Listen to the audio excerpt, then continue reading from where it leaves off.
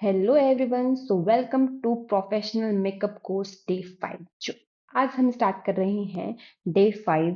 तो डे 5 में हमें जो टॉपिक होंगे वो हम डिस्कस करेंगे, लेकिन उससे पहले मैं आपको डे 4 के थोड़ा सा जो टॉपिक है उसे एक बार रिवाइज करा देती हूँ कि हमने डे 4 में क्या किया था। सो डे 4 से हमने फाउंडेशन का टॉपिक था वो स्टार्ट कर दिया था। मैंने आपको बोला था कि फाउंडेशन जो टॉपिक है वो थोड़ा सा लेंथी हो जाएगा, सो उसमें फाउंडेशन सिलेक्शन के बारे में हम सारी नॉलेज ली थी। अगर आप पीछे जाके देखना चाहते हो तो देख सकते हो। तो स्टार्ट करते हैं।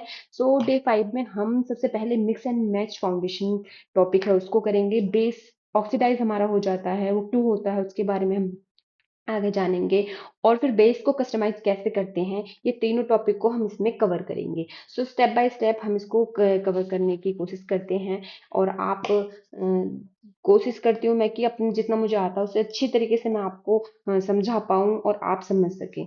सो स्टार्ट करते हैं कि हम मिक्स एंड मैच फाउंडेशन हमारे लिए क्यों जरूरी होता है। कि जब हम फेस के अकॉर्डिंग फाउंडेशन परचेज नहीं कर सकते हैं तो हमें फाउंडेशन को मिक्स करके उसको अपने फेस के अकॉर्डिंग फाउंडेशन बनाना पड़ता है। क्योंकि फाउंडेशन बहुत सारी शेड्स होते हैं, सबके फेस के अकॉर्डिंग अलग अलग शेड्स होते हैं सबकी फेस की, बट हम वो सारे फाउंडेशन परचेज करके नहीं रख सकते हैं। सो सबसे इजी ट्रिक होती है, तरीका होता है, वो ये होता है कि हम फाउंडेशन को 3 शेड को चूज कर लेंगे, ले लेंगे और उसके बाद हम फाउंडेशन को अपने आप से ही उसे बनाएंगे। यहाँ मैं आपको वीडियो दिखा रही हूँ उसमें कैसे कि एक मेरे पास है वेरी फेयर शेड है और एक मेरे पास है मीडियम। मीडियम मैंने इसलिए किया क्योंकि मेरा मेरा जो शेड है वो बहुत ज्यादा फेयर भी नहीं है, बट उससे थोड़ा सा नीचे है। सो उसी के अकॉर्डिंग मैं इसको अपना फाउंडेशन मिक्स मैच करके बनाने वाली हूँ।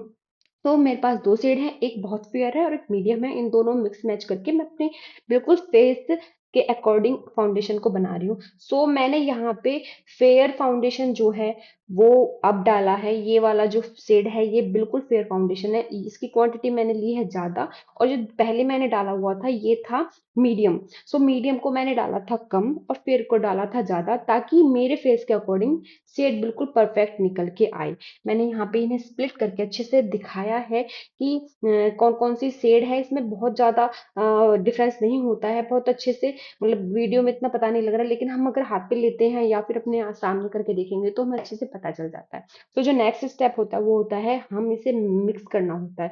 फिंगर से मिक्स करना बहुत अच्छा ऑप्शन होता है, क्योंकि ये मर्ज अच्छे से हो जाता है और ये एक्टिव हो जाता है। हम कभी भी फाउंडेशन यूज करेंगे इसे हमेशा एक्टिव करने के लिए हमें इसे फिंगर से एक्टिव करना ही होता है, ताकि इसका एप्लीकेशन जब होती है तो बहुत अच्छे से निकल के आती है। सो मैंने यहाँ पे अपने हैंड पे फाउंडेशन को लगा लिया है और आप देख रहे हो मैंने इसे वेट जो होता है हमारे पास वेट ब्लेंडर होता है उससे मैंने इसे मर्ज करना स्टार्ट कर दिया है। सो मर्ज करने के बाद अभी आपको ये जो शेड लग रही होगी एक या दो टोन अप लग रही होगी, क्योंकि इसको एक दो टोन हमें अप लगानी ही पड़ती है, क्योंकि वो बाद में ऑक्सीडाइज होती है। उसके बाद ही हमारे फेस के अकॉर्डिंग बिल्कुल मिल जाएगी, जो मैं आपको दिखाऊंगी कि इसके बाद ही बिल्कुल हमारे फेस के अकॉर्डिंग मैच हो जाएगी। सो जो हमारा सेकंड टॉपिक है वो है हमारा बेस बेस ऑक्सीडाइजेशन। तो हमारा बेस ऑक्सीडाइज क्यों होता है ये मैं पहले आपको बता रही हूँ। कि जब हम फाउंडेशन चूज करते हैं तो एक शेड अपने फेस से एक शेड फेयर शेड को ही मिक्स करके अपने फेस पर अप्लाई करनी होती है। वो फेयर लगेगी बट बाद में ऑक्सीडाइज होकर फेस में मैच हो जाएगी।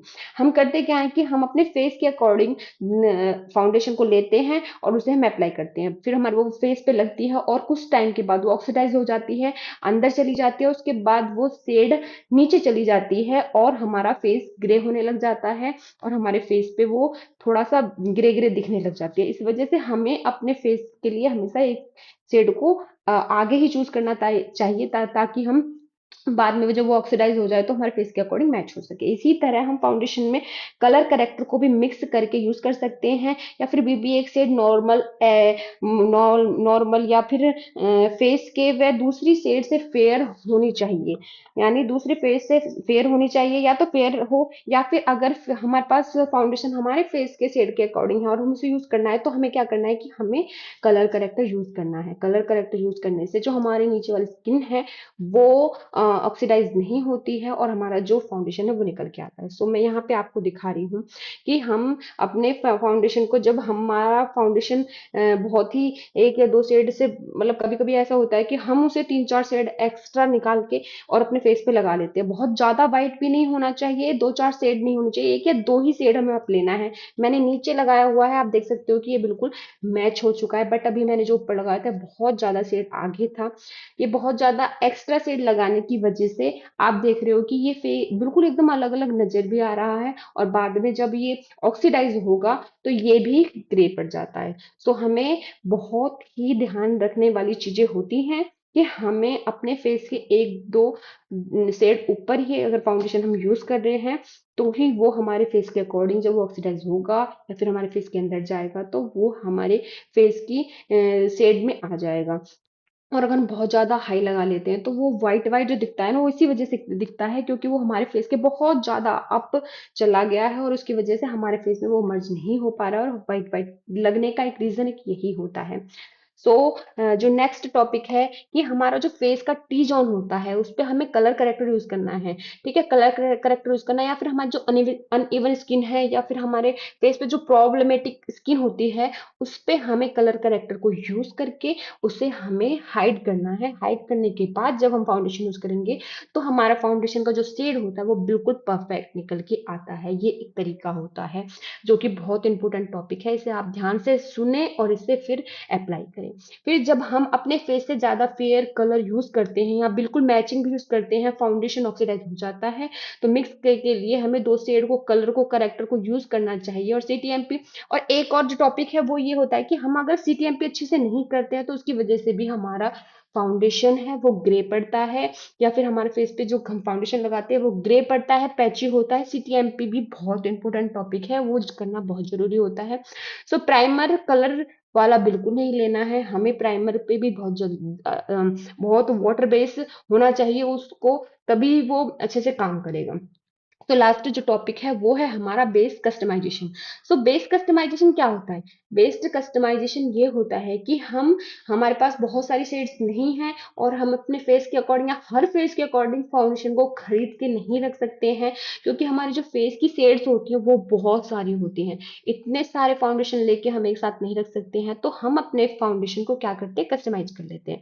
हम अपने पास किसी ब्रांड के दो, हम तीन तीन मैक्सिमम, मिनिमम तीन हम फाउंडेशन रखते ही रखते हैं। एक होता है वेरी फेयर, एक होता है मीडियम, और एक होता है डार्क शेड, या फिर डार्क शेड होती है। तो क्या होता है कि डार्क शेड हमारे पास होता है तो अगर हमारे पास कोई भी स्किन ऐसी होती है जो डार्क आती है तो हम उसे भी यूज कर सकते हैं, और डार्क से अगर ऊपर की तरफ जा रही है तो फिर हम उस सारे फाउंडेशन को यूज करके स्टेप बाय स्टेप अपने फेस के अकॉर्डिंग फाउंडेशन को बना सकते हैं। और फाउंडेशन को अगर हम, डार्क फाउंडेशन है, डार्क फाउंडेशन के बाद अगर मीडियम है, हमारी स्किन मीडियम और डार्क के बीच की है, तो हम डार्क और मीडियम दोनों फाउंडेशन के ड्रॉप्स को मैच करके, कम या ज्यादा करके, जितना हमारा फेस जिस टाइप जिस जिस भी जिस भी जगह जाएगा, मतलब जिस भी तरफ जाएगा, ज्यादा जाएगा तो हम ज्यादा ऐड कर लेंगे और कम जाएगा तो कम ऐड कर लेंगे।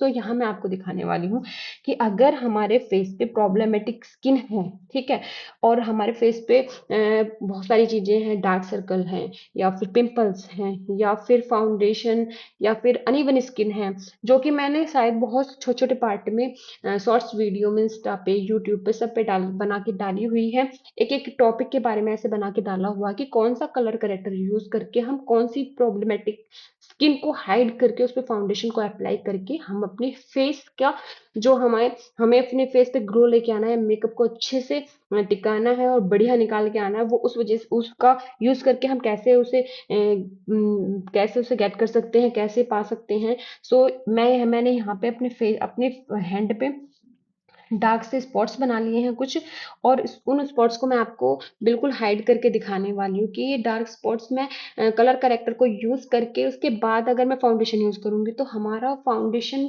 बिल्कुल भी, जो हमारे फाउंडेशन फाउंडेशन के नीचे ये जो प्रॉब्लमेटिक स्किन होगी वो बिल्कुल भी नहीं दिखेगी, और वो एकदम इक्वल स्किन निकल के आएगी। और हमारा कलर करेक्टर हमारे लिए क्यों क्यों इंपॉर्टेंट होता है ये भी आप इस वीडियो में देख पाओगे। सो मैंने यहाँ पे कलर करेक्टर को यूज किया है। कलर करेक्टर किस टाइप की स्किन पे किस तरीके से यूज किया जाएगा, कौन सा, ये सब मैंने वीडियो डाल दिया, अगर आप देखना चाहते हो तो देख सकते हो।